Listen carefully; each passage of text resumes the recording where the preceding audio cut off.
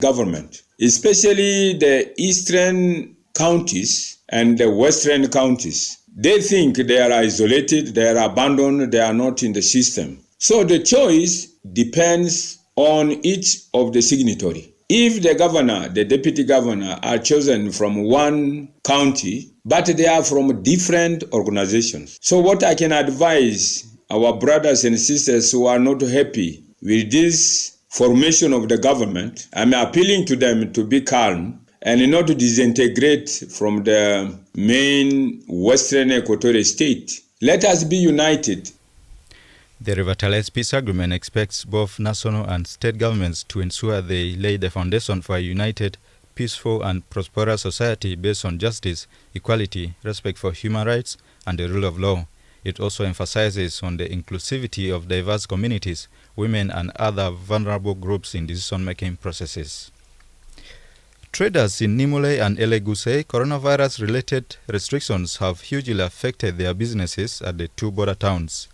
Informal businesses run particularly by women across cross-border traders depend on Elegu side. But since the corona came, it has affected us much in the way that we cannot be able to cross from Nimule to Elegu. It has reached to the extent some of the women decided to smuggle or going from the bush, crossing Anyama. And it has reached to the extent whereby other women were taken by water. Some are even raped. There is a woman who has been carried with a child when crossing the river to Elegu side. So far, 12 that so far I know. Not only death, there are also pregnant cases. So far we recorded 3 women who are raped. Uganda is implementing strict COVID-19 preventive measures. The country initially closed all its borders to prevent the spread of the coronavirus disease. But after the borders were reopened late last year, travelers are now expected to carry COVID-19 negative test results to cross. Tests are done at $75 in Juba. Traders say they cannot afford the charge. Meanwhile, the chairperson of Elegu Women Cross-Border Traders and SACCO noted that the COVID-19 pandemic has hit the border traders badly. Margaret Auma said Elegu women informal traders have already lost over 100 million Ugandan shillings during the period. This COVID-19 hit us badly as the traders of Elegu. Initially, we were going with our goods across, but now things have changed, that we load our items from here and so on the truck that goes to the traders or our customers who ordered for them. This has made our trade very difficult. The cost of transport has gone up. At times they sell, and then they don't send you your money. At times they receive and sell, and they take their time to send you money, knowing very well that you can't cross the border. There's no way you will cross and then bother them. According to the East African Business Council, 56% of businesses have been affected by cross-border restrictions since the pandemic hit the East African region. You are listening to iReady News, and now I'm joined by Lasoba Memo. He's got stories making headlines in the international arena. Hello, Memo. Hello, good afternoon, Jale Richard. In the international scene, Ethiopian troops have killed top officials of the Tigray People's Liberation Front, TPLF, in an operation, according to an announcement late Thursday. Those killed include TPLF spokesperson Sekocha Getachew and Daniel Asefa, former head of Tigray Finance Bureau. Zare Agedom, the former head of Ethiopian Broadcasting Authority, and Abebe Agedom were also killed during the operation. In a statement, the head of Defense Force Deployment Department, General Tesfaye Ailu, said 9 other TPLF leaders were also arrested. Elsewhere, the president of the Central African Republic has announced a nightly curfew across the country as his government grapples with an insurgency from armed groups.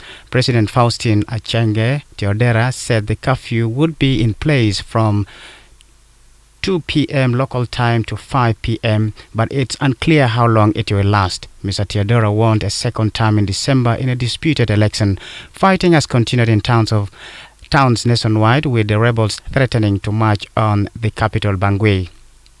Finally, a U.S. Capitol Police officer has died from injuries sustained in an attack on Congress by a pro-Trump mob, as top Democrats have called for the president to be removed for inciting the riot. House Speaker Nancy Pelosi urged Vice President Mike Pence to invoke the 25th Amendment to the Constitution to declare the president unfit for office. Alternatively, she vowed to initiate the process to impeach the president. And the President Donald Trump finally condemned the heinous attack. Wednesday's violence came hours after Mr. President Trump encouraged his supporters to fight against the election results, as Congress was certifying President-elect Joe Biden's victory in November vote. That's all in the international scene. Back to you, Jale Richard. Thank you, Lasoba Memo. This is iRadio News. And now to the sports news. Here is Lugala Mulai.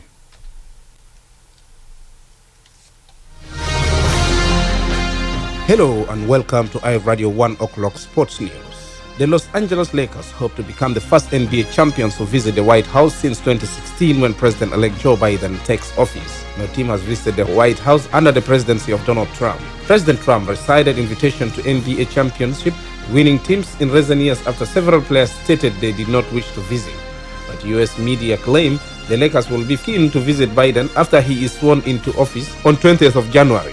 The Cleveland Cavaliers were the last team to meet a sitting president when they visited Barack Obama after their 2016 win, but the Golden State Warriors 2017 and 2018 and Toronto Raptors 2019 did not go to see Trump. The Lakers will potentially make their visit when they play at home at the Washington Wizards, as long as COVID-19 restrictions or Biden's own engagement do not get in the way.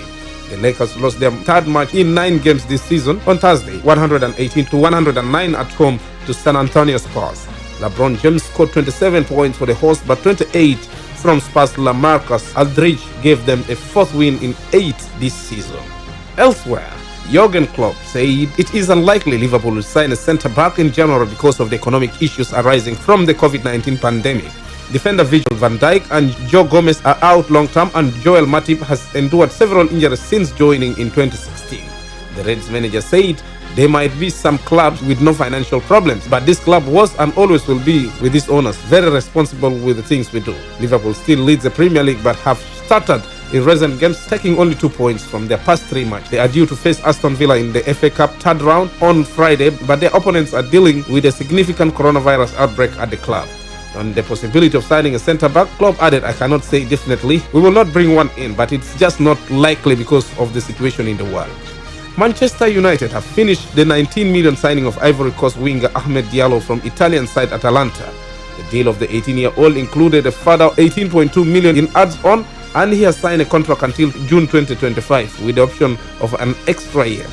United agreed a deal to sign Diallo in October. Having watched him myself, I believe he is one of the most exciting young prospects in the game, said Old Trafford boss Ole Gunnar Solskjaer.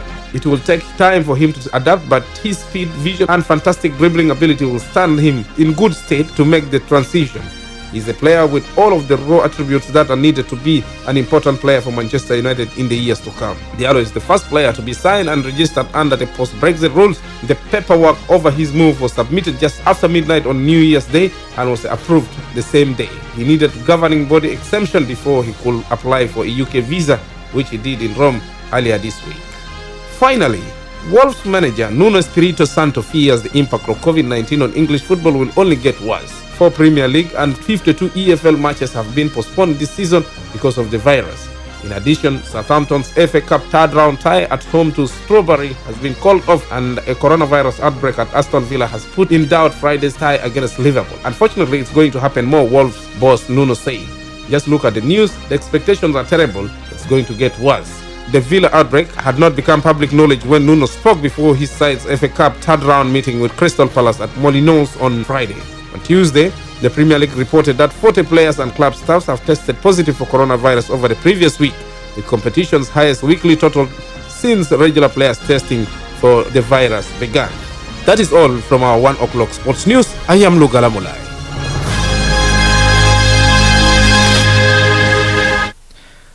This is iRadio News, and now to end the bulletin, let's have the recap of the top stories.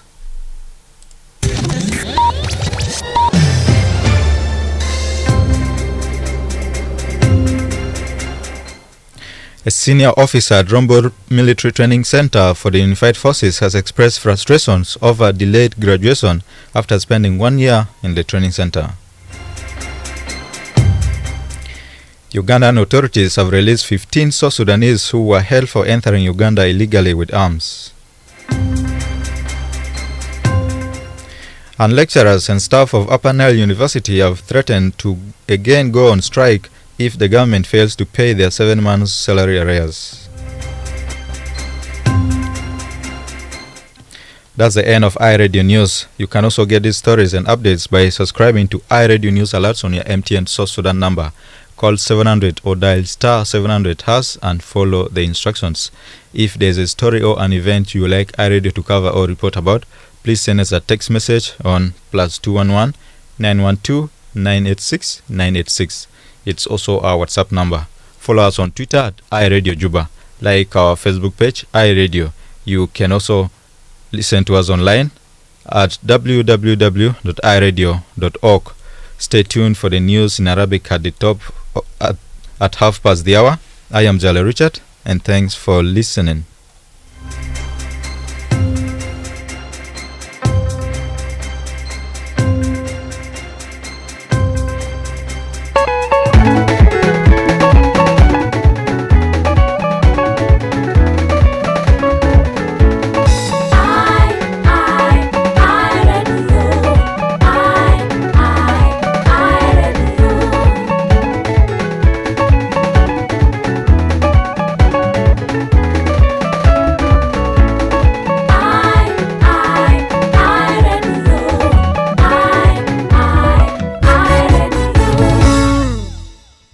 في محل بتستهيك تكون فيه خليك مع اي راديو وإلى تكون في جنوب السودان.